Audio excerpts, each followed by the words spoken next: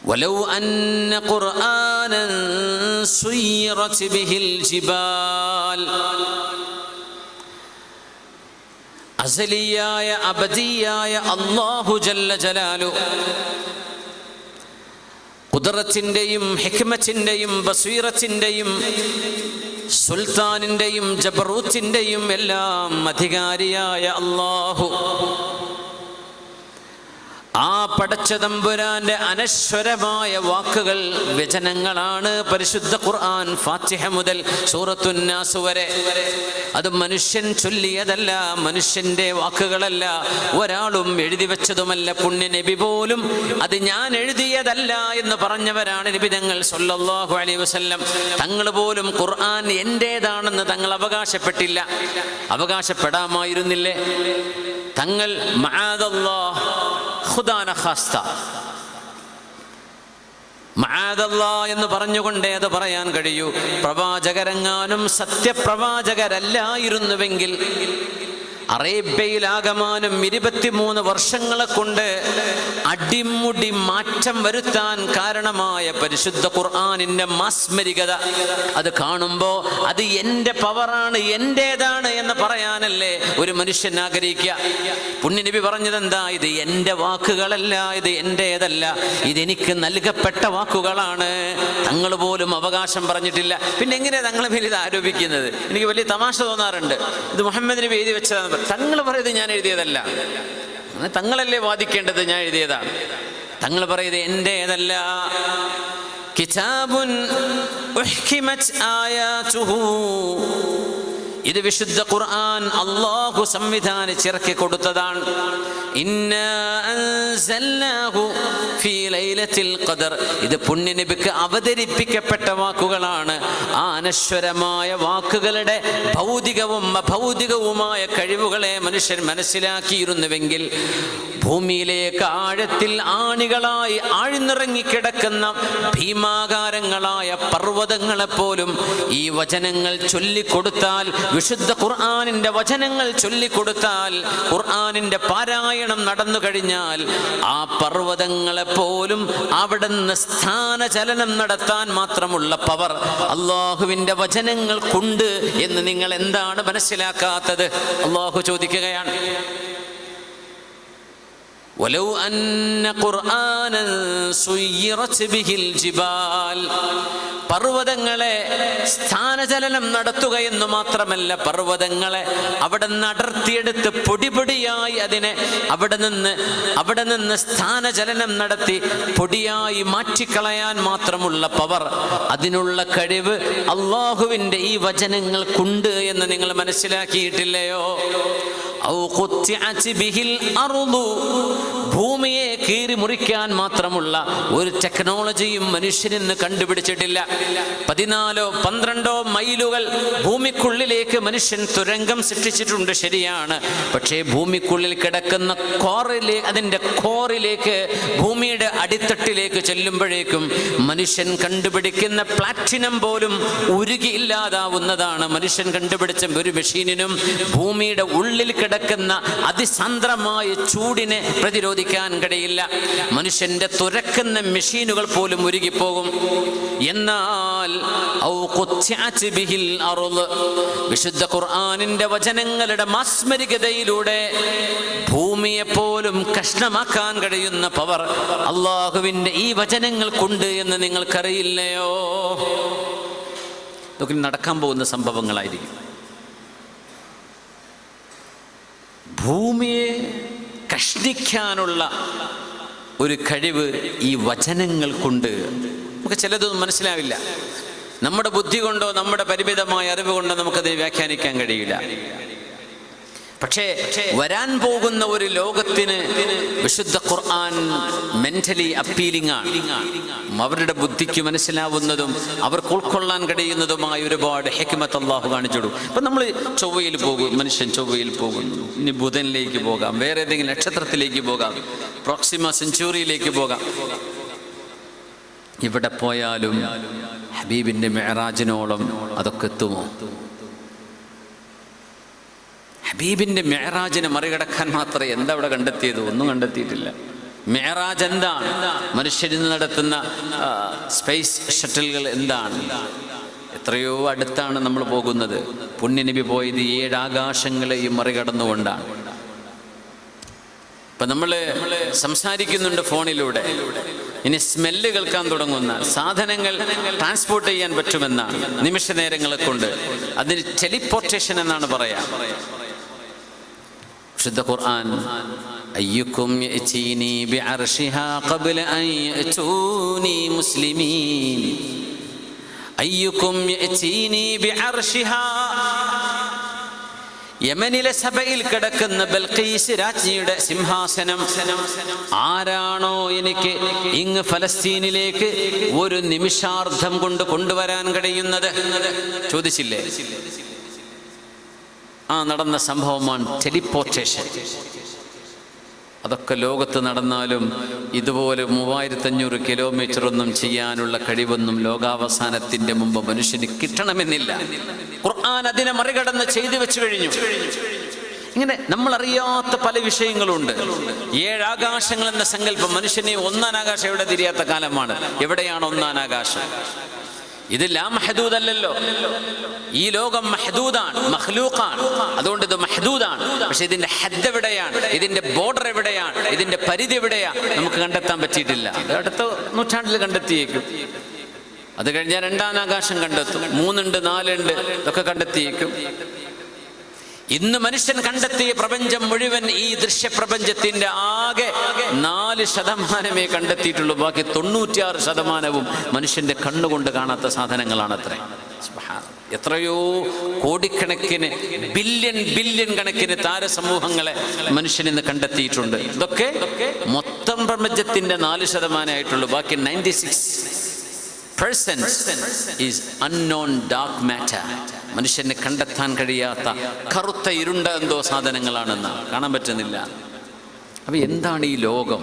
അതിൻ്റെ ഉള്ളിൽ കിടക്കുന്ന നമ്മളായി 2 സെന്റ് ഭൂമിക്ക് തർക്കി ചുമ്മാനും വാപ്പാനും തെറ്റിച്ച് കുരുത്തക്കേട് വാങ്ങിപ്പോണത്. ഈ പ്രപഞ്ചത്തിന്റെ വ്യാപ്തി എന്താണ്? ഈ ലോകം എത്ര വലുതാണ്? ഇങ്ങനെ ചിന്തിപ്പിച്ച ഒരു ഗ്രന്ഥമാണ് ഖുർആൻ. എത്രയാ സമാവാതു വൽ അർള്, പ്രപഞ്ചം ആകാശ ലോകങ്ങൾ എന്ന് ഖുർആൻ പറഞ്ഞത്. ഇന്ന ഫീ ഖൽഖിസ് സമാവാതി വൽ അർളി വഖ്തിലാഫിൽ ലൈലി വൻ നഹാരി ലആയാതിൻ ലിഉലിൽ അൽബാബ്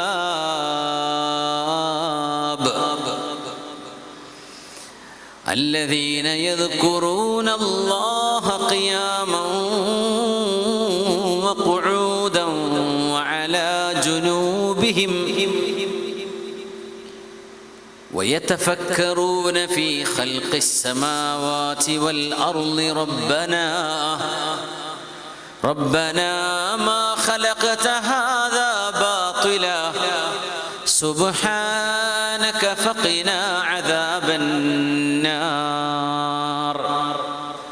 പ്രപഞ്ചത്തെ വായിക്കാൻ പറഞ്ഞ ഇത്രമേൽ മനോഹരമായൊരായത്ത് ആലോചിച്ച് നോക്കി.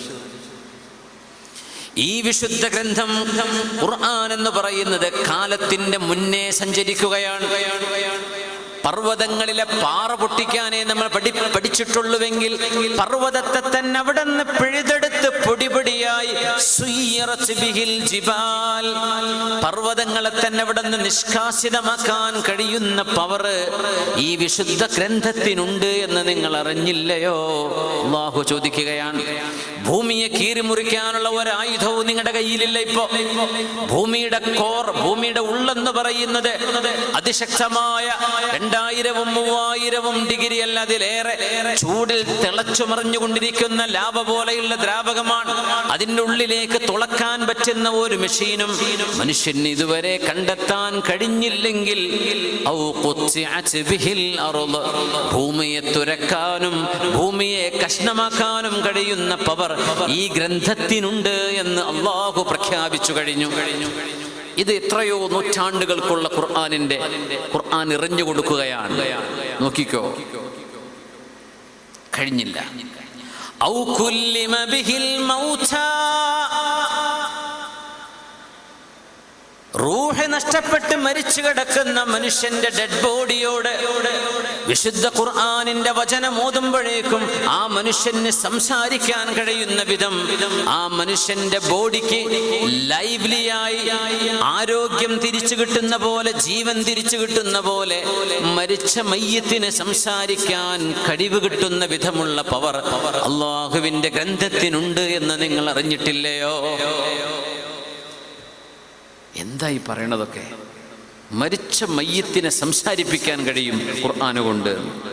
സൂറത്തുർ റഅദാണ് ഞാൻ ഓതുന്നത്. അത്ഭുതം എന്താണെന്നറിയോ? സയൻസുമായി ബന്ധപ്പെട്ട ഒരായത്തും പുണ്യനബി വിശദീകരിച്ചില്ല എന്നതാണ്. സ്വല്ലല്ലാഹു ഒരു ഹദീസും സയൻസുമായി ബന്ധപ്പെട്ട ആയത്തുകളെ വിശദീകരിച്ചത് കാണാൻ കഴിയില്ല. എന്തുകൊണ്ടാണെന്നറിയോ? അതത് കാലഘട്ടത്തിലെ മുസ്ലിമും അമുസ്ലിമുമായ സയന്റിസ്റ്റുകൾ അവരാണ് അതിനെ വ്യാഖ്യാനിക്കേണ്ടത്. അതുകൊണ്ട് പുണ്യനബി അങ്ങാനും അതിനെ അന്ന് വ്യാഖ്യാനിച്ചു കൊടുത്താൽ ആട്ടിടയന്മാരായ അന്നത്തെ അറബികൾ ഇസ്ലാം എന്ന് ഓടും. എന്തായി പറയണത്? അതുകൊണ്ട് പുണ്യനബി വിശദീകരിച്ചില്ല. അത് 20ലും 21ാം നൂറ്റാണ്ടിലും ഇരിക്കുന്ന നമുക്ക് ചെറുതായിട്ട് മനസ്സിലായി തുടങ്ങി എന്താണ് ആ പറഞ്ഞതിൻ്റെ പൊരുളെന്ന്. ഈ അനന്തമായൊരു ഗ്രന്ഥം നമ്മുടെ കയ്യിലുണ്ടായിട്ട് റമദാന് മാത്രം തുറന്ന് പൂട്ടിവെക്കുന്ന നമ്മളല്ലേ ഏറ്റവും വലിയ ദൗർഭാഗ്യവാന്മാർ. ഇത്ര വലിയൊരു പവർ, ഭൂമിയെ കീറി മുറിക്കാൻ കഴിയുന്ന, മഹാമലകളെ എടുത്ത് മൂവ് ചെയ്യാൻ കഴിയുന്ന വിധമുള്ള പവർ, അത്രയും വലിയ എനർജി ഈ വിശുദ്ധ ഗ്രന്ഥത്തിലെ വചനങ്ങൾക്കുണ്ട്. മാത്രമല്ല മരിച്ച മനുഷ്യനെ സംസാരിപ്പിക്കാനും കഴിയും ഈ വിശുദ്ധ ഗ്രന്ഥം കൊണ്ട്. എന്നിട്ട് അല്ലാഹു പറയാ, ഇവിടെ ഒന്നും നിൽക്കണില്ല. ബല്ലില്ലാഹിൽ അംറു ജമീഅ. ആ വാക്കിലെല്ലാം ഉൾക്കൊണ്ടു. ബൽ ലില്ലാഹിൽ അംറു ജമീഅ. It is not limited. ഈ പറഞ്ഞതിൽ ഇത് അവസാനിച്ചില്ല. ലില്ലാഹിൽ അംറു ജമീഅ. All affairs are due to Allah. എല്ലാ കാര്യങ്ങളും അള്ളാഹുവിൻ്റെ നിയന്ത്രണത്തിലാണ്. ഇനിയും ഒരുപാട് കാര്യങ്ങൾ നിങ്ങൾക്ക് പറഞ്ഞു തരാനുണ്ട്. ഇത് ചില ഹെഡ്ലൈനുകൾ മാത്രം അള്ളാഹു പറഞ്ഞു തന്നു. സുബ്ഹാനല്ലാഹ്. എന്നിട്ട് പറയാൻ, അഫലം യയസില്ലദീന ആമനൂ. ജന്മനാ മുസ്ലിമായവർ, തറവാട്ടിൽ തന്നെ മുസ്ലിമായി ജനിച്ചവർ, ജനനം കൊണ്ട് മുസ്ലിമായവർ, കുട്ടിക്കാലം മുതൽ മുസ്ലിമായവർ, ഇസ്ലാമിന്റെ വില എന്താണെന്നറിയാതെ അഷ്ഹദു അല്ലാ ഇലാഹ ഇല്ലല്ലാഹ് വ അഷ്ഹദു അന്ന മുഹമ്മദർ റസൂലുള്ളാഹ് എന്ന വചനം ഉച്ചരിക്കുന്നതിലൂടെ മനുഷ്യ മനസ്സിന് കിട്ടുന്ന അനിയന്ത്രിതമായ, അനിർവചനീയമായ, വിവരിക്കാൻ കഴിയാത്ത അനുഭൂതി എന്താണെന്ന് അനുഭവിച്ചിട്ടില്ലാത്ത ആളുകൾ ഞാനും നിങ്ങളും. അഫലം യയസില്ലദീന ആമനൂ.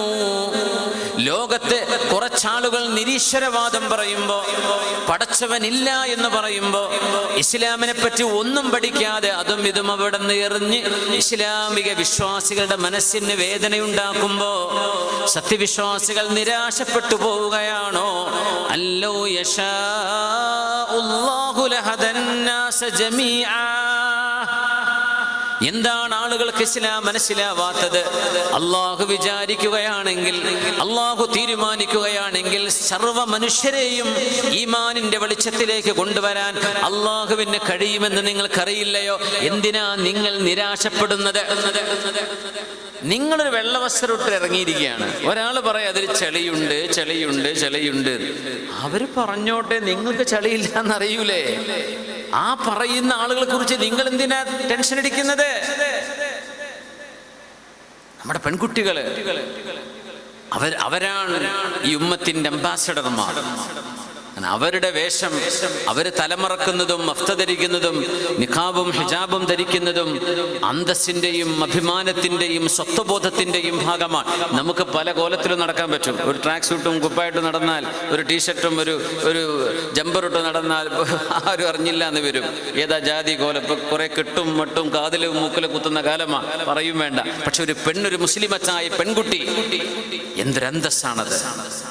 പെൺകുട്ടികളെ, നിങ്ങളുടെ ഹിജാബിനെ പറ്റി ആരെങ്കിലും എന്തെങ്കിലും പറയുകയാണെങ്കിൽ നിങ്ങളുടെ മനസ്സിനോടെങ്കിലും നിങ്ങൾ ഇത് ചോദിക്കണം. ഞാനീ പറയുന്നത് എന്താ? ഒരു പെൺകുട്ടി അവളുടെ ചെസ്റ്റും അവളുടെ ക്ലെവേജും അവരുടെ ഷോൾഡറും അവളുടെ വയറും പൊക്കിളൊക്കെ കാണിച്ച് നടക്കുമ്പോൾ ഏതെങ്കിലും ഒരുത്തൻ ചോദിക്കാറുണ്ടോ എന്തിനാ പെങ്ങളിത് കാണിക്കുന്നത്? മുട്ടിൻ്റെ താഴെയും മുട്ടിൻ്റെ മീതയും തൈയുടെ പകുതിയിലുമൊക്കെ സ്കേർട്ട് ധരിച്ച് നടക്കുമ്പോഴേ ഏതെങ്കിലും ഒരു പെൺകുട്ടിയോട് ആരെങ്കിലും ഒന്ന് കമന്റ് പറയാറുണ്ടോ, എന്തേ മോളെ ഇതൊക്കെ കാണിച്ച് നടക്കുന്നു? എന്തേ? അവൾക്കത് കാണിക്കാനുള്ള അവകാശമുണ്ട് എന്ന് ഈ പറയുന്നവൻ വിശ്വസിക്കുന്നുണ്ട്. ഒരു പെൺകുട്ടിക്ക് അവളുടെ ശരീരം കാണിക്കാൻ അവകാശമുണ്ടെങ്കിൽ ഒരു വിശ്വാസിനിയായ പെൺകുട്ടിക്ക് അത് മറക്കാൻ അവകാശമില്ലേ? ഒരു പെൺകുട്ടിയുടെ അവകാശമല്ലേ അത്? അവൾക്ക് തുറന്നു കാണിച്ച് നടന്ന ആർക്കും ഒന്നും പറയാനില്ല. അത് അവളുടെ അവകാശം, അവളുടെ പേഴ്സണൽ ചോയ്സ്. മറക്കുന്നതും അവളുടെ പേഴ്സണൽ ചോയ്സാണ്. അതിനെന്തിനാ പിന്നെ കൊമ്പ് കോർക്കേണ്ട വല്ല കാര്യമുണ്ടോ? അതിനെ ക്വസ്റ്റ്യൻ ചെയ്യേണ്ട വല്ല കാര്യമുണ്ടോ? അത് അവളുടെ പേഴ്സണൽ ചോയ്സ്. അവൾ അവളുടെ മതം പഠിച്ചവളാണ്. ഈ ലോകം ശാശ്വതമാണെന്ന് ബോധിച്ചവളാണ്. പരലോകമുണ്ടെന്ന് വിശ്വസിച്ചവളാണ്. പുണ്യ റസൂലിലും ഖുർആനിലും വിശ്വസിക്കുന്നവളാണ്.